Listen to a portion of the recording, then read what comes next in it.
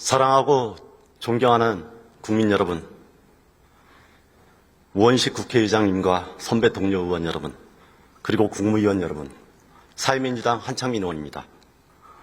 오늘은 11번째 세월호 참사 추모일입니다. 여전히 아픔을 안고 사시는 유가족께 다시금 깊은 위로의 마음을 전하며 윤석열 정권 이후엔 더 이상 사회적 참사로 아픔이 반복되는 일 되지 않도록 기억과 다짐으로 이 시간을 시작합니다.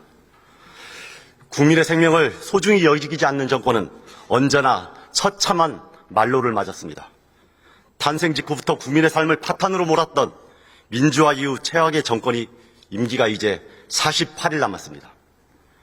이 자리는 제가 국회의원으로서 하는 첫 대정부 질문이지만 윤석열 정부에서 진행하는 마지막 대정부 질문일 수도 있습니다. 저는 이 정부가 어떤 정부였는지 그 정체를 명확하게 하고자 합니다. 그래야만 다시는 야만적인 정부가 민주공화국에 들어서는 일을 막을 수 있기 때문입니다. 윤석열의 비상계엄은 작년 12월 3일 선포되었지만 윤석열에 의한 민주주의와 민생 파괴는 당선일부터 시작되었습니다. 대한민국 모든 영역에서 최악의 상황이 이어졌고 특히 노동자는 윤석열 파쇼 정권의 첫 재물이 되었습니다. 우리 국민 다수인 노동자들에 대한 실질적인 비상계엄은 2022년 11월 29일에 본격적으로 시작되었습니다. 그리고 아직도 해제되지 않고 있습니다. 한번 살펴보도록 하겠습니다.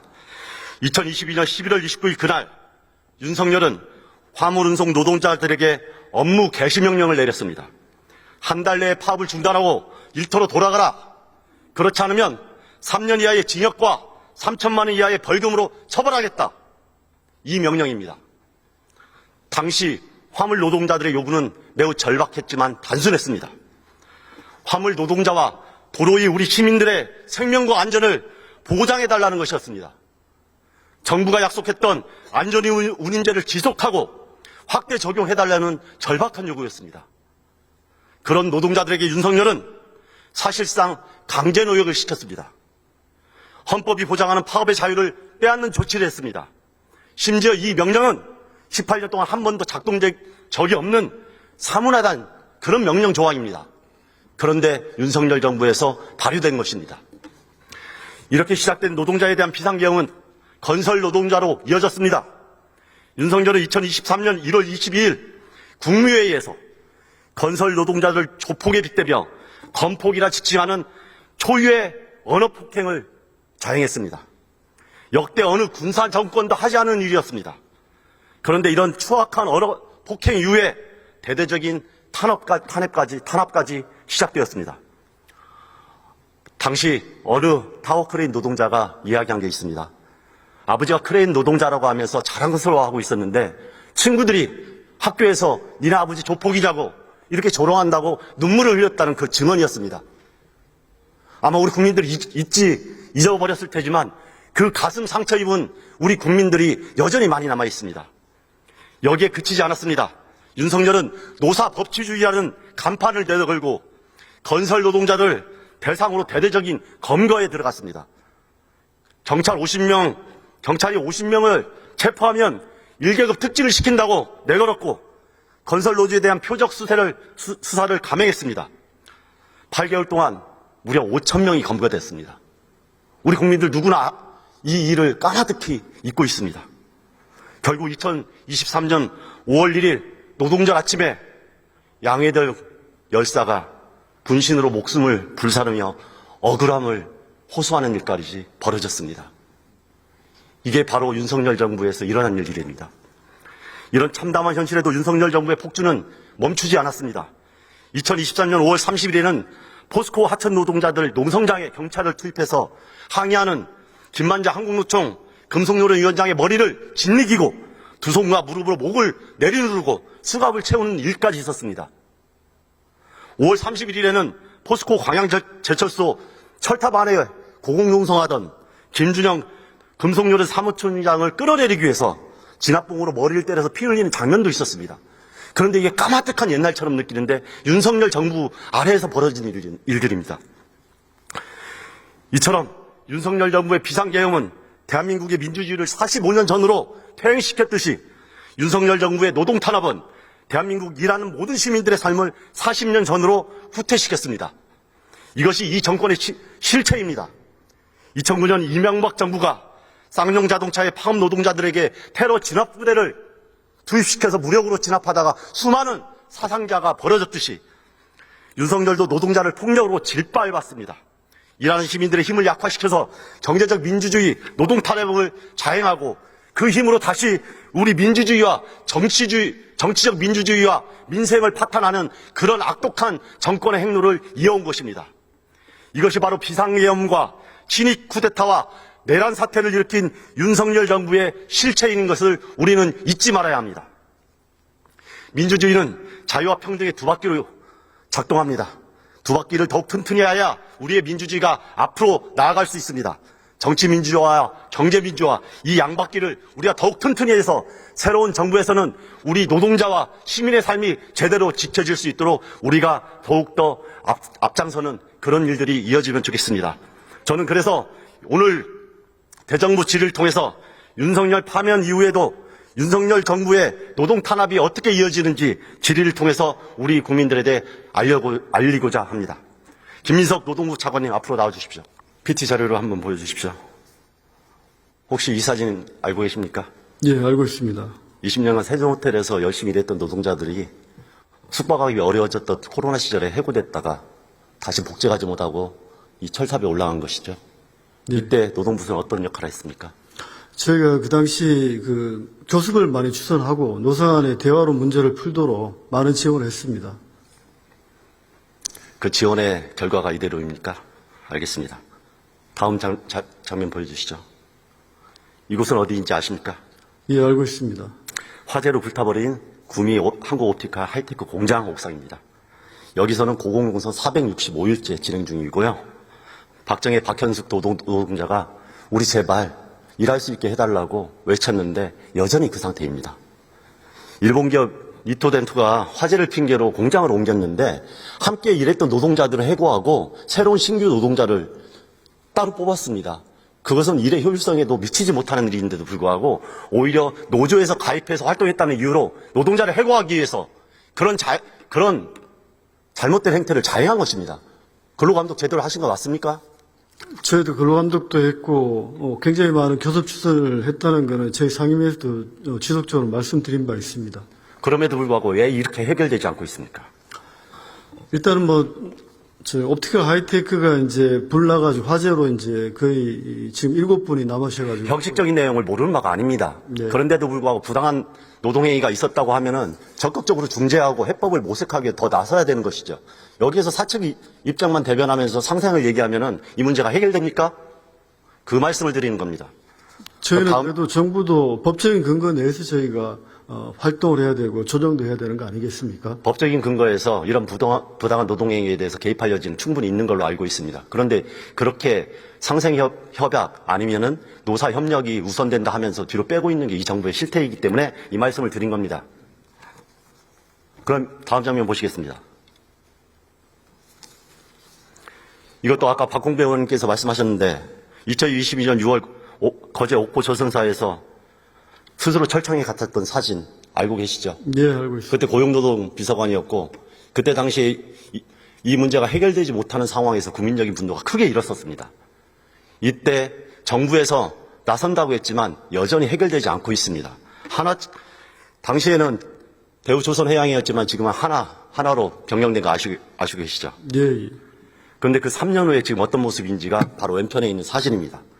당시 문제가 해결되지 않고 465억 손배폭탄도 여전히 이어지고 있고 하청 노동자들의 권리 보장은 하나도 되지 않고 있고 임금은 삭감된 상태에서 복구되지 않고 그래서 최소한 그때 어려운 시절에서는 고통 전담을 했으니까 이제는 나아졌기 때문에 거기에 대해서 우리에게도 예전에 제대로 된 권리를 조금이라도 보장해달라 이렇게 외치면서 계속 농성을 했습니다. 그런데도 불구하고 사측에서는 아무런 답변도 하지 않고 있습니다. 이때 정부가 노력해야 되는 거 아니겠습니까? 저희 나름대로 노사가 대화를 통해서 문제를 해결하도록 그렇게 저희는 지원을 하고 있다는 말씀을 드리겠습니다. 그런 빤한 답을 듣고 싶은 게 아닙니다. 저희들이 지금까지 정부에서 어떤 노력을 했냐 이걸 지켜봤을 때 아무런 노력이 보이지 않았기 때문에 말씀드리는 거고요. 이 노동자들은 단순했습니다. 2022년도에서는 이대로 살 수 없다. 이렇게 유치한 동지가 이야기를 했고요. 지금은 함께 좀 살자. 조선업이 어려워졌다가 2016년에 어려워졌다가 지금 다시 조선업이 호황이 되니까 하나오션의 그 주주인 김성현 회장과 그 세 자녀들은 대단한 수십억의 수백억의 이익을 배당금으로 받고 있고 급여로 받고 있습니다. 그런데 당시 600%였던 상여금을 50%로 줄였다가 다시 조금이라도 회복해달라고는 이 비정규직 노동자들의 현실은 하나도 안 바뀌었습니다. 이게 공정합니까? 그것을 노사협의로 그냥 떠넘기는 게 정부의 역할입니까? 뭘 했다는 겁니까 도대체? 이게 차관님이 얘기하는 노사 상생이고 윤석열 정권이 그렇게 얘기했던 약자 보호 노동 정책입니까? 그들의 일관된 요구사항이 뭔지는 조금 전에 이야기했듯이 고통을 전담했으면은 좀 나아지면은 조금이라도 노동자들의 현실을 반영해달라는 것입니다. 떵떵거리면서 먹고 사는 사람들 아무 걱정 없는데 쥐꼬리만한 급여 가지고 이제 좀 우리 가족들 살릴 수 있게 하청 노동자들 이 어려운 이중 노동구조 해결하고 하청 노동자들 원창하고 조섭해가지고 제대로 된 대우받게 해달라. 이 상식적인 요구를 지금 외면하고 있는 겁니다. 이중 노동구조 해결한다고 그렇게 얘기했던 윤석열 정부에서 이분들을 위해서 무슨 행동을 했습니까? 반성을 하셔야 됩니다. 변명할 게 아니라.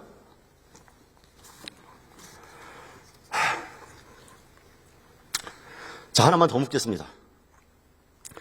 고용노동부 하나오션 노동자들과 단체 교섭에 응하도록 지금 남은 시간이라도 노력하시겠습니까? 현장에 찾아가시겠습니까?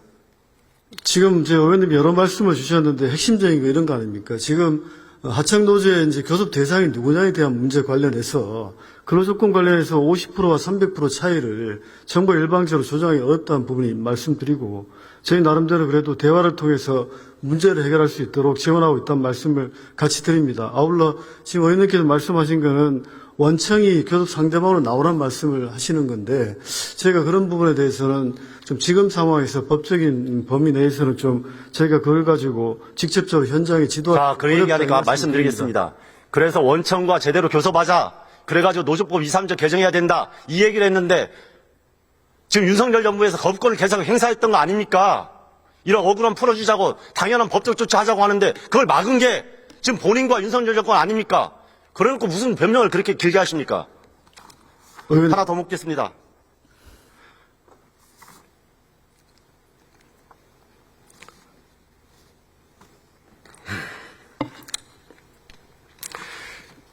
지금 윤석열 후보가 120시간 노동 발언했다가 후보 시절에 후퇴하고 다시 69시간제 도입하려다가 여론 반발로 물러섰다가 이번에 다시 꼼수를 통해 가지고 장시간 노동을 획책한 바가 있습니다. 그런데 그 마지막 정점을 누가 찍은지 아십니까? 고용노동부 장관 김문수가 대선 출마하기 전에 마지막으로 시행령으로 이것을 열어놨습니다. 알고 계십니까? 사실관계가 좀 다른 부분이 있습니다. 어떤 사실관계가 다릅니까? 지금 의원님께서 주 69시간제라고 말씀드린 64시간제라고 얘기했습니다.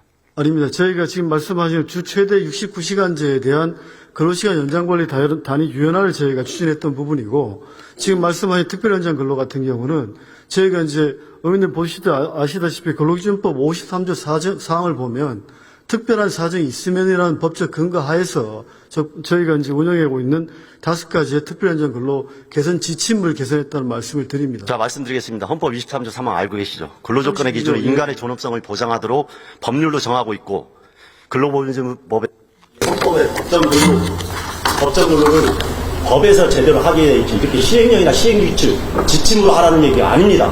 그럼에도 불구하고 법을 통해 가지고 이 문제를 해결하기 어려우니까 꼼수로 이렇게 또 시행령, 시행지침을 행하는 거 아닙니까? 그 문제를 지적하는 것입니다.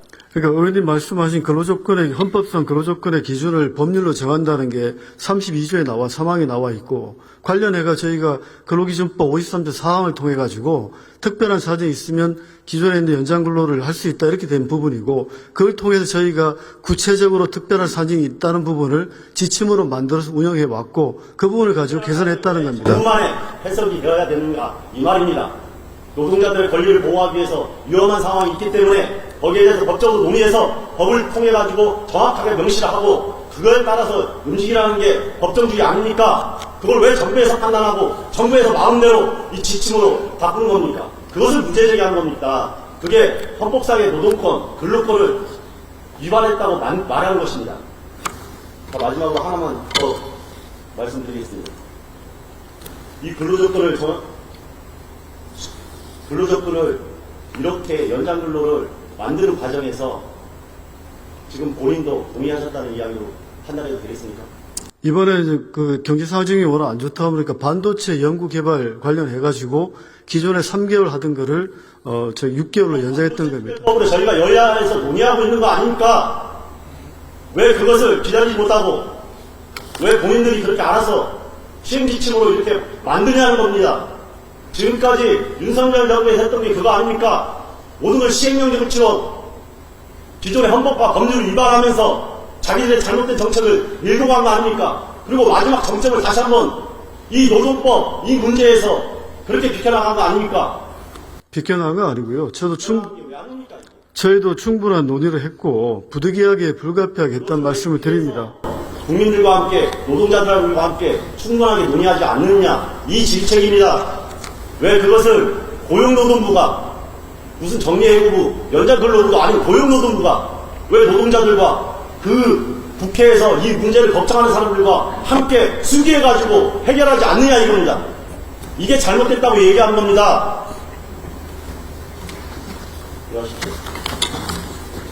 존경하고 사랑하는 국민 여러분, 5월 17일 회장 그리고 선무동료 여러분, 이제 6월 4일이면 새로운 정부가 들어섭니다.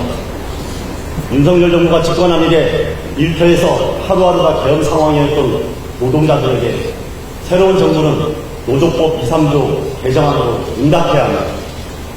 근로기준법을 모두를 위한 노동법으로 업그레이드해서 새롭게 등장한 플랫폼 노동자들도 보호되고 기존의 5인 미만 사업장 노동자들도 이제 보호해야 합니다. 그것이 윤석열 정부에 맞서 최선두에서 싸우고 윤석열의 파멸에 앞장섰던 노동자들에게 우리가 한 약속을 지키는 길입니다. 그리고 새로운 정부가 해야 하는 최소한의 책임입니다. 윤석열이 없는 나라, 부부 내란 세력이 주도하지 않는 나라에서는 완전히 달라져야 합니다. 새 정부에서는 노동법이 배제한 그동안 수많은 우리의 해청 노동자들이 보호될 수 있게, 그리고 그들도 우리 국민의 한 사람으로서 주인으로서 대접받을 수 있게 자긍심을 갖게 만들어야 합니다. 그 나라를 위해서 우리 22대 국회에서 우리 동료원들이 최선을 다해주셨으면 좋겠습니다. 새로운 나라에서 우리 새로운 노동 세계를 만들어갔으면 좋겠습니다. 그것이 우리 모든 노동자들뿐만 아니라 그 노동자와 함께하는 우리 국민들이 할 수 있는 길입니다. 고맙습니다.